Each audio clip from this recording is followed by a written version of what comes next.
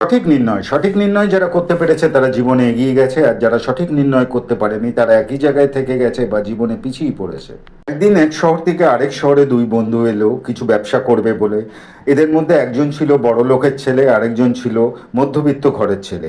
দুজনে সারাদিন ঘুরে ফিরে যখন তাদের খুব খিদে পেয়ে গেল, তখন তারা খাবারের দোকানের সন্ধান করতে থাকলো। যাকে যাকে তারা জিজ্ঞেস করলো খাবারের দোকানের জন্য, প্রত্যেকেই বলল ওই দোকানে যান, ওই দোকানের খাবার খুব ভালো এবং দামও ঠিক। দুই বন্ধু ওই দোকানে এসে খাবারের অর্ডার করলো এবং খাবার খেয়ে তারা অভিভূত হয়ে গেল।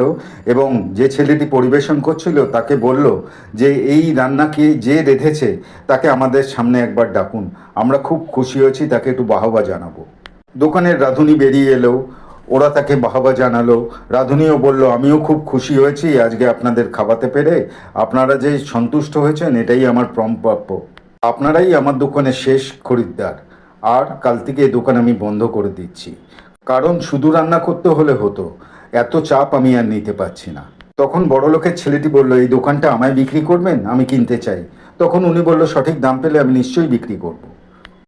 দুজনেই দামটা একমত হবাতেই বড় লোকের ছেলেটি দোকানটি ঘুরে দেখতে লাগলো এবং বলল কালকেই আমি দোকানটা কিনবো, এটাকে আমি আরো আধুনিক করে তুলবো। মধ্যবিত্তের ছেলেটা তখন রাঁধুনিকে বলল আচ্ছা, আমি আজকে একটা দোকান দেখেছি, আমার খুব নেওয়ার ইচ্ছে, আপনি কি ওখানে রান্না করে দিতে পারবেন?